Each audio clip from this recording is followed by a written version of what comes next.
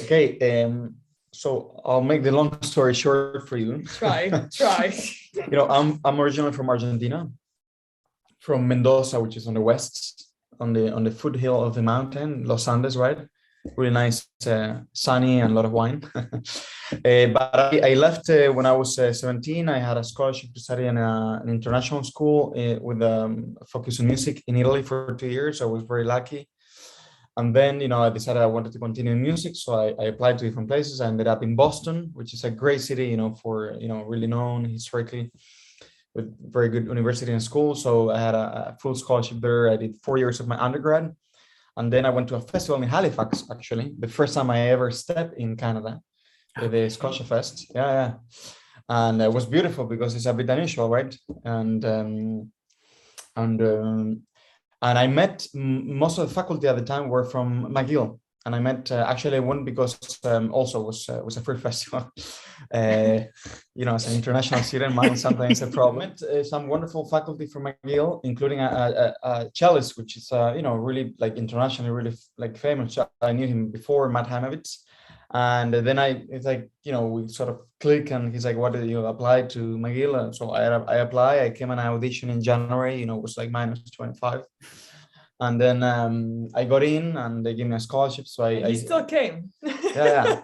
No, but everybody was telling me, Montreal is so wonderful. Canada is so nice, and so I'm like, everything was positive about it. So I stay here. So I did my master, and then went pretty quick that time. So I did my while doing my master, I met Krystina. She was doing her master at McGill. We'll jump into that.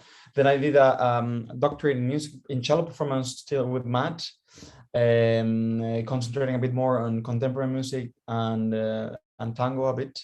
And then I love Montreal, and I decided to stay. I've been teaching a lot, including at McGill actually, and doing a lot of chamber music, different projects, and then of course with Krystina and Stick&Bow. I'm Canadian. I'm a military brat, so I don't actually know where I'm from. I'm Quebecer because both my parents were from Quebec, but we lived all around Canada. I did my undergrad. I started playing drums when I was, 12 or 13, because there was always a drum kit in the basement, and it would follow us from a move to the next without ever being played. And my dad used to play when he was a kid. So it was an excuse to stop playing piano. I was going to play drum kit, and it stayed. So still today, I hit on drums. And I did my undergrad in Gatineau, because that's where we actually lived at that point. And after that, I went to McGill. That's where we met for master's, which I did in 3 years because I was coming from this little city, and then you get to the big city. And we decided to do a longer master's, which was great. We met there, and after that I left for France. I went to Lyon to study with this great professor that also sees the stage as a different entity as you would usually see in classical music, really trying to open the barriers, really break through of all the codes that we know in classical music. Because I did an artist diploma where I specialize in the relationship between music and theater, and then a doctorate in which I also specialize in the relationship between dance, music, and theater, how they can be together on stage, the methodology, how they can work together, because we have different vocabularies, even though we all end up being on stage. So how do you do all the collective work before? And since just before COVID, I've been back in Canada. So, and the duo has been since then, so it's our major project at this point. And then, yes, I also do stuff around, I'm working with this elderly percussionist on another project, but mainly what we do is focused around the duo. Yeah. So when we met, I left. That's how it happened. Cool. And that's also kind of how the duo happened, because I was in France when she was here. So to be able to see each other, we had to play or find contracts to pay the plane tickets. So we would play, I don't know, once in a while, 2 or 3 pieces, and then this, and then, and eventually we learned how to bring a marimba and a cello together, because there was nothing. There was one piece, which is a beautiful work. We're actually going to play it at PEI.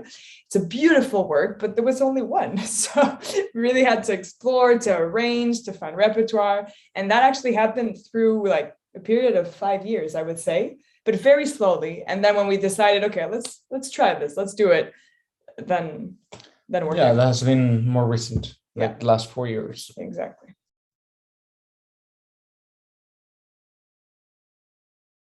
It's really nice when you play for people that you care. And I think, you could play anywhere. Like, you're an opera singer, you could play a Carnegie Hall, but you have no connection. I mean, it might be meaningful, and interesting, but it's not all, right?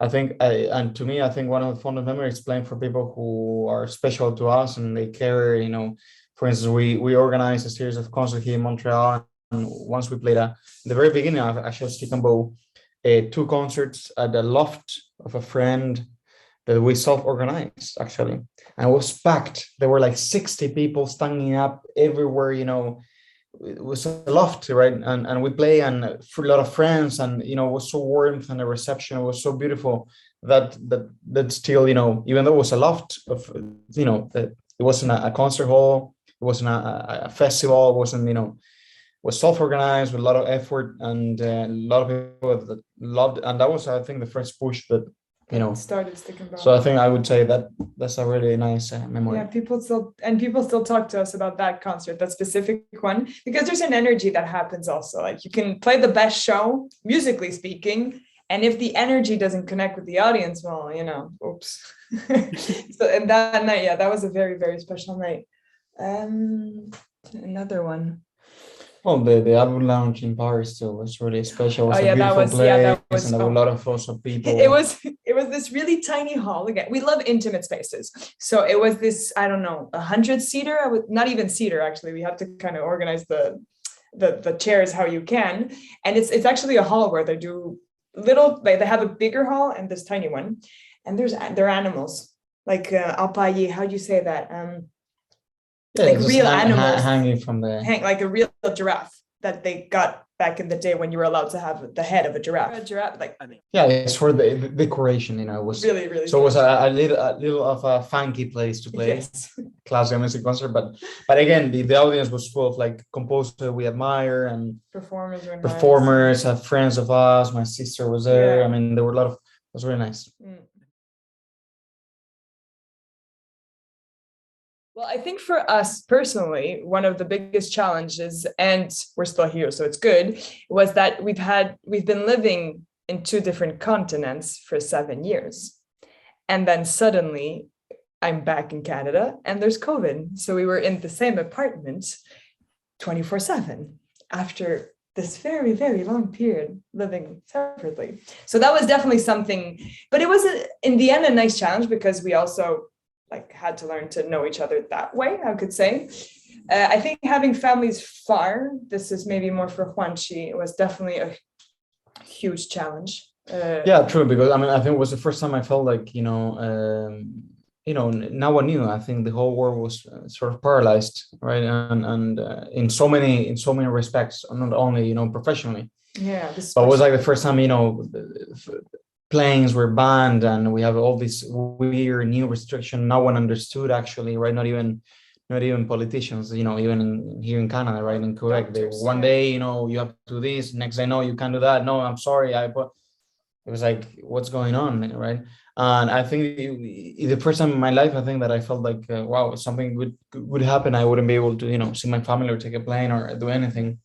But even within Canada, like I have friends, from Newfoundland, and they couldn't go see their families neither, right? Within Canada for a year or 2 year and a half, 2 years. Yeah. So I think that was really challenging. I mean, for here more than, because we still have services and we're fine, at least in Canada, right? Mm-hmm. Music, I know was harsh, but we will still be able to do things online and get paid.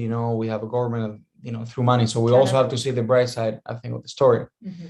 Absolutely. Yeah. I think that was like more the personal side, and then professionally speaking, I think what's the hardest is teaching online. That Kids.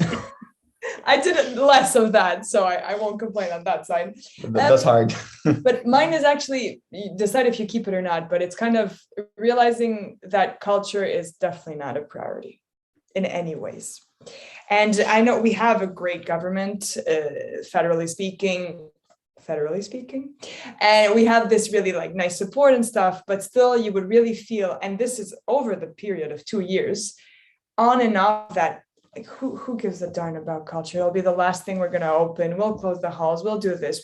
So it was this ping pong. And coming from France, obviously you compare from what you know.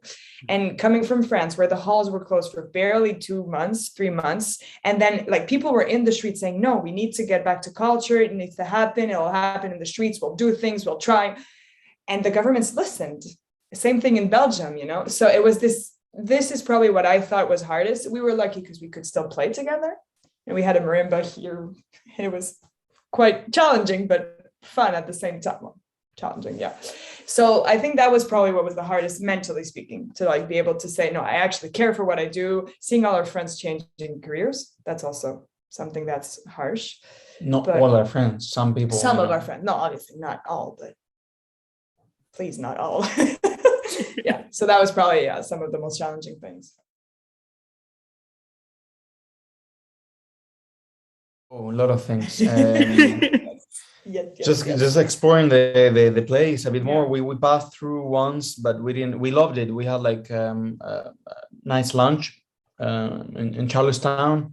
It would be nice to walk around Charlestown, but also go to the harbor and just walk around, like do some hikes and yeah. Yeah, we're gonna stay. I think 3 or 4 days after. Yeah, the exactly. show. To see more. Yeah.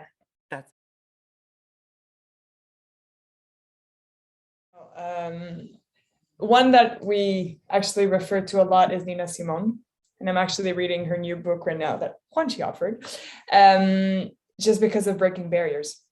Classical pianist, dreamed of being a classical pianist, and then life didn't permit it in a way, so ended up being a blues jazz singer. She never considered herself as a jazz singer. She thought it was just any Black American would be considered a jazz musician. She's like, no, I'm not a jazz. So, and just breaking these barriers, putting Bach into jazz and putting all of these improvisation. I think that is a huge inspiration. And you see it in our music too. We're trying to find a way to really break that classical barrier and trying to see how we can. Which is not easy, but of course, there are plenty of good examples of people who have, work, really hard to do something refreshing with music, right? Especially classical music is hard, right?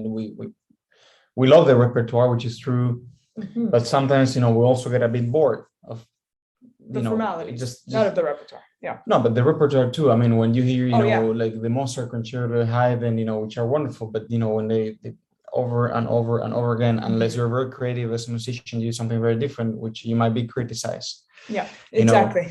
So it is refreshing when you have people, and performers. I don't know, like Yo-Yo Ma, for instance. Of course, I'm a cellist, but he's a good example in the classical world. Somebody who kept that one foot on the tradition, but also always doing exciting collaborations, and that's a good example, I think. Of.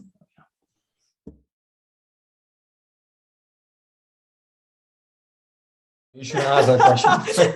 That's cruel. Say, Glenn Gould, Gold Liberations. That would make it.